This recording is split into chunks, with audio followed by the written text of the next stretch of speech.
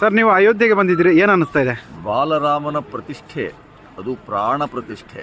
ನಮಗೆ ಪ್ರತಿಷ್ಠೆ ವಿಚಾರವೂ ಹೌದು, ಮತ್ತು ಪ್ರತಿಷ್ಠೆ ರಹಿತವಾಗಿ ವಿದ್ಯುಕ್ತವಾಗಿ ಬಾಲರಾಮ ಹೀಗೆ ಪ್ರತಿಷ್ಠಾಪಿತನಾಗ್ತಿರೋದು, ಪುನಃ ಪ್ರತಿಷ್ಠಾಪನೆ ಆಗ್ತಿರೋದು ಎಲ್ಲರಿಗೂ ಹೆಮ್ಮೆಯ ಸಂಗತಿ. ನಾವು ಸನಾತನಿಗಳು, ನಮ್ಮ ಸನಾತನ ಧರ್ಮದಲ್ಲಿ ಬಹಳ ಸ್ಪಷ್ಟವಾಗಿ ಹೇಳಲಾಗಿದೆ, ನಾವು ಯಾಕೆ ಪೂಜಿಸಬೇಕು, ಏನನ್ನು ಪೂಜಿಸಬೇಕು, ಹೇಗೆ ಪೂಜಿಸಬೇಕು ಅಂತ ಶಾಸ್ತ್ರಸಮ್ಮತ ಏನು ಅಂತ ಹೇಳಲಾಗಿದೆ. ಎಲ್ಲವೂ ಶಾಸ್ತ್ರಸಮ್ಮತವಾಗಿ ವಿದ್ಯುಕ್ತವಾಗಿ ಜರುಗ್ತಿರಬೇಕಾದಾಗ ಮನಸ್ಸಿಗೆ ತುಂಬ ಮುದ ಕೊಡುವಂಥದ್ದೇ.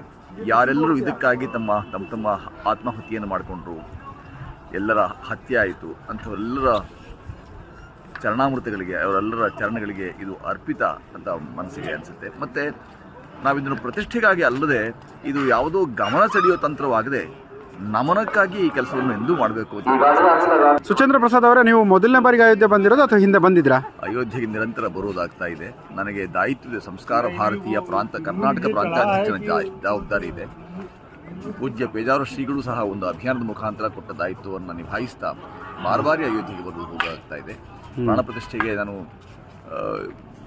ಹೀಗೊಂದು ವಿದ್ಯುಕ್ತವಾಗಿ ಆಹ್ವಾನಿತನಾಗಿ ಬಂದಿರುವಂಥದ್ದು ನಮ್ಮ ಸಂಸ್ಕಾರ ಭಾರತೀಯ ಎಲ್ಲ ಕಾರ್ಯಕರ್ತರಿಗೂ ತುಂಬ ಹೆಮ್ಮೆಯ ಸಂಗತಿಯೇ ಸರಿ. ಸುಚೇಂದ್ರ ಪ್ರಸಾದ್ ಅವರೇ, ನಾನು ಕಳೆದ ಒಂದು ನಾಲ್ಕು ದಿವಸದಿಂದ ಅಯೋಧ್ಯೆಯಲ್ಲಿದ್ದೇನೆ, ಮತ್ತು ಅದರ ಹಿಂದೆ ಕೂಡ ಬಂದು ಹೋಗಿದ್ದೇನೆ. ಒಂದು ಜನರ ಸಂಭ್ರಮ ನೋಡಿದ್ದೆ, ಇದು ಕೇವಲ ಭಕ್ತಿಯಲ್ಲ, ಒಂದು ರೀತಿಯ ಇಮೋಷನ್ ಅಂತ ಅನ್ನಿಸ್ತದೆ. ಆಸ್ಥೆ ಮತ್ತು ಆಸಕ್ತಿಗಳು ಸಮ್ಮಿಲಿತವಾದಾಗ ಅಯೋಧ್ಯೆ ಇಂಡೇನು ಕಾಣ್ತಾ ಇದೆ, ಹಾಗೆ ನಮಗೆ ಪೂರ್ವದಲ್ಲೇ ಕಾಣಬೇಕಿತ್ತು. ಆದರೆ ಅವರ ಶ್ರದ್ಧಾಭಕ್ತಿಗಳು ನಮ್ಮ ಈ ದೇಶದ ಆತ್ಮ ಅಂತ ಹೇಳಲಾಗಿದೆ. ಈ ಆತ್ಮ ಈಗ ಹೀಗೆ ಪ್ರಫುಲ್ಲವಾಗಿ, ಮನಸ್ಸು ಪ್ರಫುಲ್ಲವಾಗಿ ನಮ್ಮೆಲ್ಲರಿಗೂ ಹೀಗೆ ದಕ್ತಾ ಇರುತ್ತದೆ. ನಿಜವಾಗಿಯೂ ಪ್ರತಿಯೊಬ್ಬ ಭಾರತೀಯನಿಗೆ, ಅದು ಕೇವಲ ಯಾವುದೋ ಒಂದು ಧರ್ಮ ಮತ ಅಂತೆಲ್ಲ.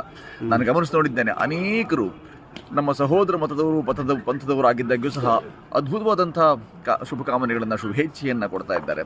ಆ ಎಲ್ಲರೂ ದೆಹಲಿಯ ಜಾಮಾ ಮಸೀದಿ ಅಂಥದ್ದು ಸ್ವಚ್ಛವಾಗುತ್ತೆ, ಅನೇಕರು ಅಕ್ಷತೆಯನ್ನು ಮತ್ತು ನಮ್ಮ ಚಿತ್ರಪಟವನ್ನು ಅದನ್ನು ಸ್ವೀಕಾರ ಮಾಡಿ ನಮಗೆ ಇಡೀ ಭಾರತ ದೇಶ ಅಥವಾ ಹೊರದೇಶಗಳಲ್ಲಿಯೂ ಸಹ ಇದರ ಬಗ್ಗೆ ಇಟ್ಕೊಂಡಿರೋ ಸಂಭ್ರಮವನ್ನು ಗಮನಿಸಿದಾಗ ಇದು ಕೇವಲ ಶ್ರದ್ಧೆ, ಕೇವಲ ಆಸ್ಥೆ, ಕೇವಲ ಆಸಕ್ತಿ, ಕೇವಲ ಭಕ್ತಿ ಇದ್ದಷ್ಟೇ ಅನಿಸೋಲ್ಲ. ಅದಕ್ಕೂ ಮಿಗಿಲಾದಂಥ ಒಂದು ದೊಡ್ಡ ಶಕ್ತಿ, ಅದಕ್ಕೂ ಮಿಗಿಲಾದಂಥ ಒಂದು ಸಂಭ್ರಮ ಮನೆ ಮಾಡಿರುವಂಥದ್ದಕ್ಕೆ ಅನೇಕ ಕಾರಣಗಳಿದ್ದಿತ್ತು. ಅನೇಕ ಧಾರೆಗಳು ಸೇರಿ ಒಂದು ನದಿಗಳು ಸೇರಿ ನದ ಸೇರಿ ಶ್ರದ್ಧಾಪೂರ್ವಕವಾಗಿ, ಭಕ್ತಿಪೂರ್ವಕವಾಗಿ ನಾನಿಲ್ಲಿ ಗಮನ ಸೆಳೆಯೋಕ್ಕಲ್ಲದೆ ನಮನ ಸಲ್ಲಿಸೋಕೆ ಬಂದಂಥವ. ಆ ಥರದ ನಮನ ಸಲ್ಲಿಸುವಂಥ ಆ ಆಸ್ಥೆ, ಆ ಶ್ರದ್ಧೆ, ಆ ಭಕ್ತಿಗಳೇ ಇಡೀ ದೇಶವಾಸಿಗಳಲ್ಲಿ ಆಗ್ತಾಯಿದೆ. ಮತ್ತು ಹೊರದೇಶಗಳಿಂದಲೂ ಇದಕ್ಕೆ ಅನೇಕ ರೀತಿಯಲ್ಲಿ